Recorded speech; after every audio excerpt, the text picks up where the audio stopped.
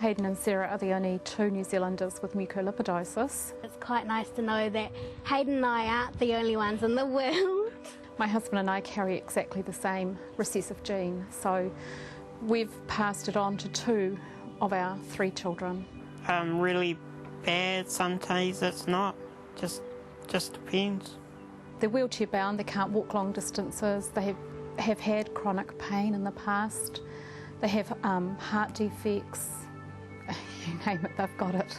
It's a storage disease, so their body is unable to break down complex proteins and minerals in their body, and so these proteins store in the cells, and as the cells get more clogged up with this garbage, the cells die. And so how that affects the children is they have gross skeletal deformity, their skin is very tough, every organ is affected, every cell, every piece of tissue.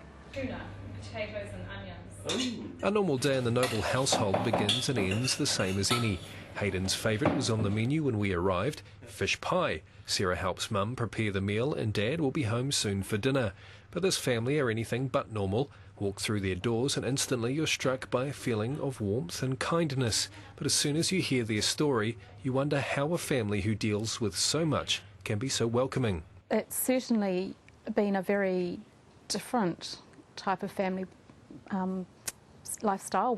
It's something that Paul and I never imagined for ourselves. I mean, you have 3 children and you think they're going to be perfectly normal and you're going to lead a life like everybody else does, but it's completely changed our lives. It's opened doors that we never thought we would find ourselves stepping through.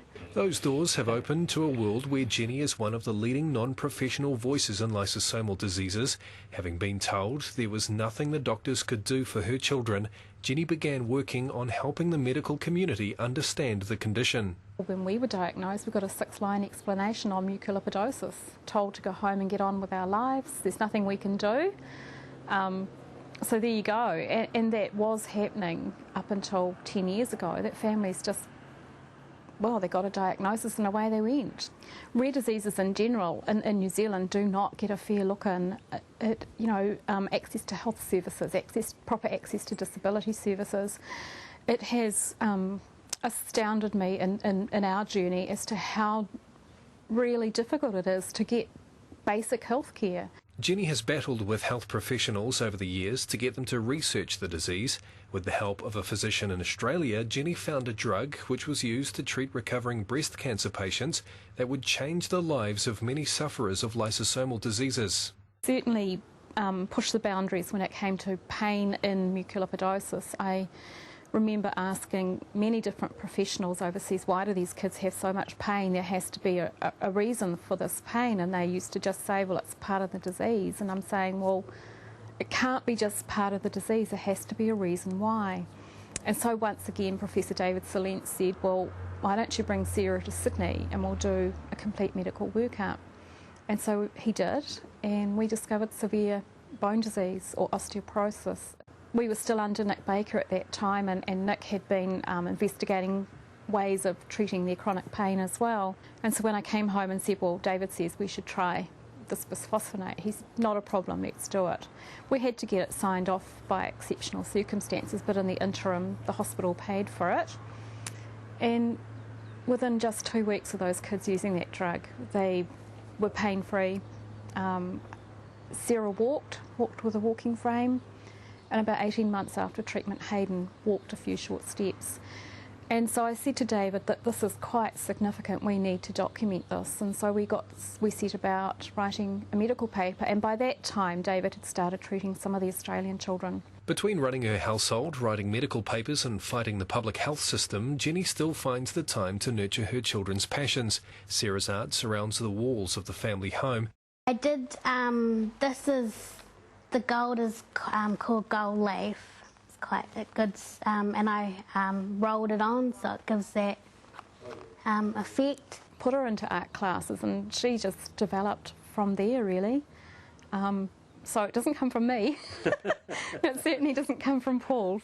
So this is Sarah's painting that she did for Genzyme's Expressions of Hope, Stage 2. So when they opened up the program to Australasia, Sarah submitted a painting, and it goes through a selection process at some university over there. So Genzyme don't do it, someone else does.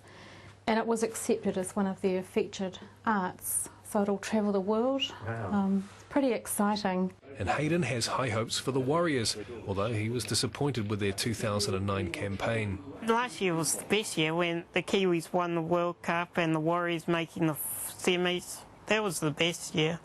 And I thought this year would be good, but no. Both Sarah and Hayden are more than content with their life. Having a rare disease comes with the territory. They attribute their quality of life to their parents, and especially their mum. She's, you know, done a lot for me and Hayden and myself, and in some ways I don't think we'd be here if it wasn't for her. I'm really lucky to be around if it wasn't because of Mum. The future for Sarah and Hayden comes with a few uncertainties, but with a super mum and dad like Paul and Jenny fighting for their rights, Sarah can carry on focusing on painting, and Hayden will continue to be the Warriors' biggest fan and harshest critic. It's easy to see why this family is so close. With everything stacked against them, they remain strong together as a family, and with a new hope for the future.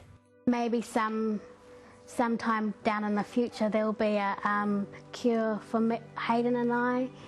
So I hope, basically that's what I think hope means, that one day there might be hope for Hayden and I.